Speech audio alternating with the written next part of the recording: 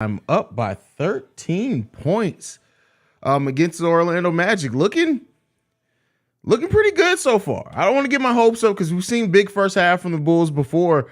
But the Bulls absolutely rebounding as a team. Almost every member of the Bulls who have checked in the game, except for DeMar DeRozan, has gotten a rebound. Vooch already with 8 rebounds in the first half of the game so far. He also chips in 17 points, leading the Chicago Bulls in scoring. Zach's 6 for 10 from the field, 1 for 3 from three-point range, but he has 15 points already, 2 rebounds, 1 assist, only 1 turnover for him. The Bulls, 8 turnovers so far in the first half to the Orlando Magic 7. Bulls, 57% from the field, 31% from three-point range. They have 12 assists so far on 24 made baskets, so that's pretty solid as well. 3 offensive rebounds as a team. The Orlando Magic shooting 41% from the field right now and 16% from three-point range. So let's see which team can get hot from the three-point line, if either one does. But Bulls putting together a pretty solid half. But as you guys know, the last 2 losses, we've had pretty solid first halves. So I'm not really getting too excited about it. I'm going to change something real quick. I do want to test something. So if you guys are listening to this, just let me know what it sounds like, please, for a second. Let me know I'm going to switch my mic. Let me know what this sounds like in the comments real quick.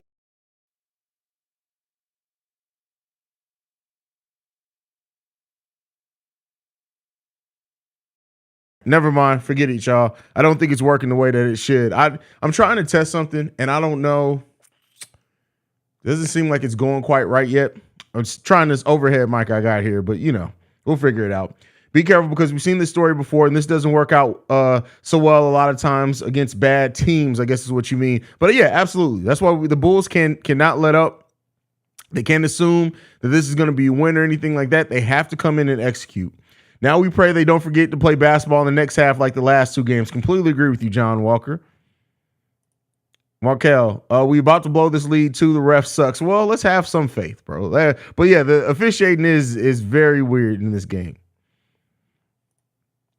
You have to like the defense that Patrick Williams is playing on the rookie. Pat, it's guarding Banchero pretty good. I didn't think Banchero, I think is how you're supposed to pronounce it. I didn't have much hope for P. Will's ability to guard him in this game, but Banchero's 2 for 10 in this game. He does have 6 rebounds. I'd like to see P. Will box him out a little bit more.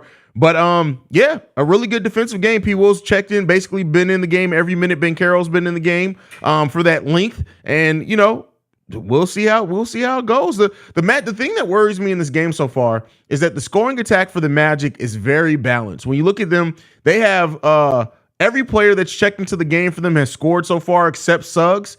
But there's a lot that like 6 points, 5 points. Banchero 6 points, Wagner 5 points, Carter 6 points, Fultz 7 points, Gary Harris with 5 points, Isaac with 2, Wagner, the other Wagner with 7, Bol with 4, Cole Anthony with 5. So it's really balanced. So my concern is that if any one of those players get hot, God forbid 2 of them get hot, it can completely change the outlook of this game and not in the Bulls' favor. So that is worrying me a little bit in this game so far. But outside of that, they're playing pretty good defense.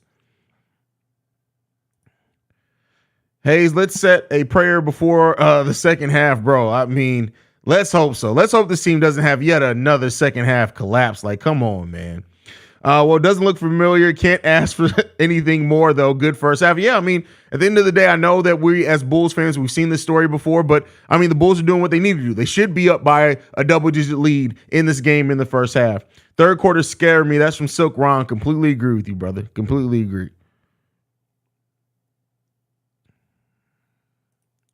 I saw the Magic on the schedule and got nervous. You still should be nervous. Let's be clear here. We should still be very nervous about this game with how the Chicago Bulls have been playing lately in second halves. Man, no lie, I ain't even smile. Honestly, don't care whether we win right now. I obviously don't want to lose, but the past 2 games are irritating as fuck. They whooped us into fucking trade talks. Well, I mean, I don't think that really caused the Bulls trade talks. It's just, speculation that happens around the trade deadline. Most of the speculation you see pop up at this point, this close to the trade deadline, very rarely turns into anything substantial.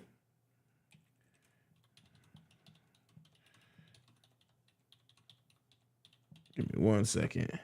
We're 12 days away from the NBA trade deadline. 12 days. That's crazy.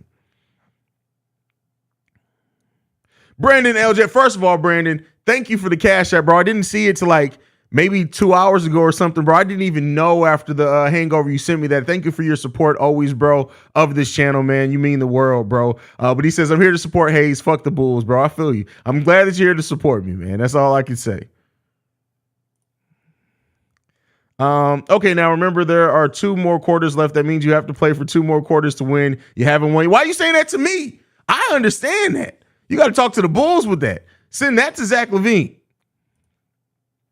Haven't watched the game, but I see we're up. We're losing. We losing by 20. Wow. Come on, Alana. Wow. That's crazy. Bulls up, Dodgers to the lead again, meaning we're going to lose by Billy being outcoached in the second half. They stopped doing what they're doing, stop playing defense, etc. I know we're all jaded, but let's see. Let's see what this team does, man. Like I said, I wouldn't be surprised. Dad in the building. Bulls win by 10. If Dad said it, so it be so. I hope so, Dad. I really do, Pop. I really hope so, Dad. Haize, you had my comment on the screen and then skipped it. Was my comment trash or something? Bro, if I did, I honestly... I'm right now. I'll be reading stuff and scrolling. If I had it up and missed it, here it goes. I'm not advocating for unrealistic trades, but I just want to know how a scenario could work. If Portland came to us with a trade, could they unprotect their pick? Is that against? No. Technically, the Portland could even trade to a different team. Technically, Portland could trade their pick and say, okay, well, if it doesn't fall in the lottery, it goes to the Bulls. But if it is in the lottery, it goes to this team. So no, the Portland could absolutely, if they do a trade with the Bulls, one of the things the Bulls could ask for is them to remove the protections from that pick. That would be a heck of a trade. I mean, I think we've seen it before. This happened in other things recently. I think something like that happened this recent offseason. Haize, I noticed a trend of us getting Vooch involved in the first half of games and then completely forgetting about him in the second half. Welcome to the Bulls since last season, brother. They've been doing that since last season.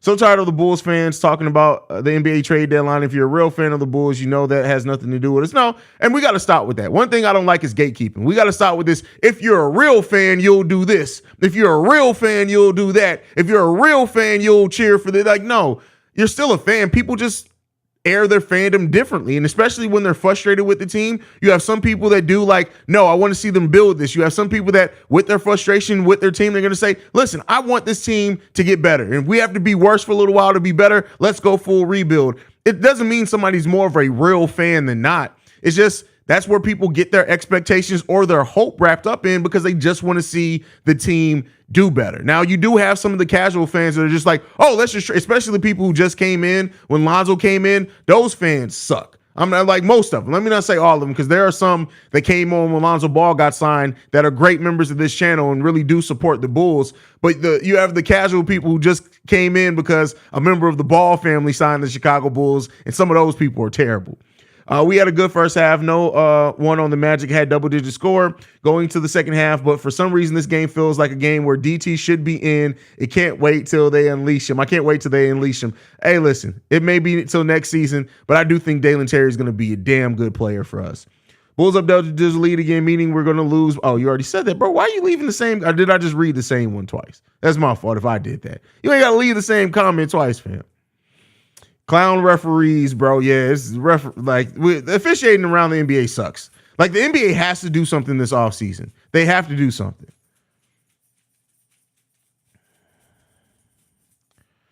Let's hope the team doesn't start playing emotional due to bad calls. This team is very susceptible to that, as we all know. It's a high probability that could happen. A lot of people want Vooch traded, but I haven't heard of who they can get from him that would be an upgrade. I agree with that, Reginald, because there's not a lot of players that are upgrade from Vooch. There are players that are upgrade like in one aspect. Like, you can get players that are better defenders than Vooch, absolutely. You can get some centers that are even better shooters than Vooch. But like the combination of the skill set that Vooch brings on the offensive side of the ball, it's really hard to replace that. And as I've said before, if you replace Vooch with just a defensive player that can block shots and rebounds but can't pass worth shit, that's going to drastically change this offense. Could it be for the better? Could it be for the worse? I mean, hopefully we don't have to find out. But yeah, D-Dub, Haize, I take back saying that Charlotte's court was the ugliest court I've ever seen. The Magic court is worse. The blue-gray color is messing with my eyes. Especially me. Like, I have... I'm nearsighted in one eye and farsighted in the other. So like when the colors are too similar, if there's not enough, like my eyes do weird things trying to get depth and like I have to put on my glasses. I'm gonna get a headache. You're welcome, Haize. I was about to call Cash App. Oh no, I appreciate you, brother. I definitely appreciate you, fam. Facts, but if you know our management, then you know better. I agree. Like if people understand and watch what this management team is doing, then they'll know that that AK is unlikely to make a major trade. There may be something small to happen. You don't know. Like they could do something, especially since if you hear that they may be interested in moving Drummond, but I'm not expecting much of the trade deadline. I'm especially not expecting anything big at all. Understand that point of view. Just feels like some people only really like the team and aren't really a fan of it. If that makes sense, more a fan of the Bulls brand than basketball at times. You know, oh, there's absolutely that. And I've said this before, like the Bulls have a fan base and a recognition worldwide because of the Jordan era. We just do. And then you have some fans that are modern fans that came on when Lonzo Ball came in, or, you know, they're DeMar DeRozan fans or things like that. They come in and they're not a fan of the franchise. They're a fan of a player. For example, Keith, who doesn't really pop up anymore in here because I used to go off on him all the time. Like he literally has point guard insecurity. Any other point guard that does good, he's like, oh, we got to trade them. We got to trade. It's like, what sense does that make? And then I realized, oh, you're not actually a Bulls fan. You're a Lonzo Ball fan. So anything that you think could be a threat to Lonzo Ball when he comes back, you start acting crazy on. It's like those fans you just got to ignore. But also you have just casual basketball fans and the 2K fans that just think everything is like 2K. Like, let's trade, let's make a move. And they'll say, oh, we didn't make 5 signings this offseason. We're trash. Like it's stuff like that. It's crazy.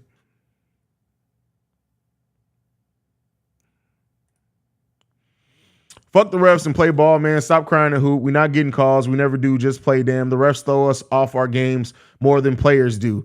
I mean, at times I would definitely say that.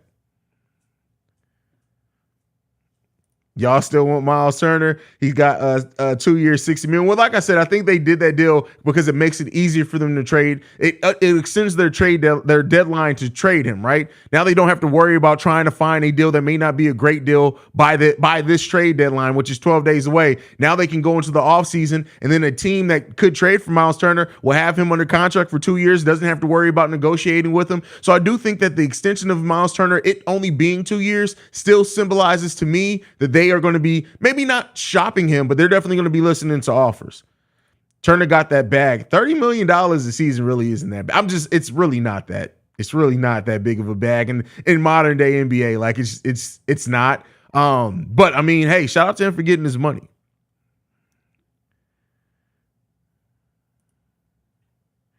Reinsdorf is a great business owner. He just doesn't give a shit about winning championships. Oh yeah, like I'll get Jerry Reinsdorf to balance my checkbook every single day. But if I'm doing something that you need some passion about, it's not gonna happen. It's just not gonna happen.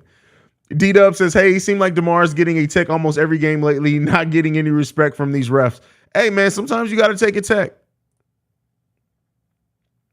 It's not hard to be mad at the refs when we lose in our team's defense because after every loss, we see it at times due to a call. So getting hit and not hearing a whistle is a trigger to the Bulls right now, man. I do. And I think the officiating, like, don't get me wrong. If we as fans of the NBA recognize that the officiating has been god awful this season, you think the players don't talk about it? You think the players don't realize that? They imagine the conversations that the players are having besides the player meetings, we don't care about that. But just imagine the conversation the players are having and while they're traveling together, while they're on planes, stuff like that. They're probably like, hey man, can you believe what's the one ref's name? Tony Brothers. Like, can you believe him the other day? Like, I know that he's a ref that calls us pretty tough sometimes too, but yeah, they definitely notice it as well. Ooh. Sometimes just cleaning your glasses makes huge difference. It's like going from 1080p to 4K when I just cleaned off my glasses. I can see again.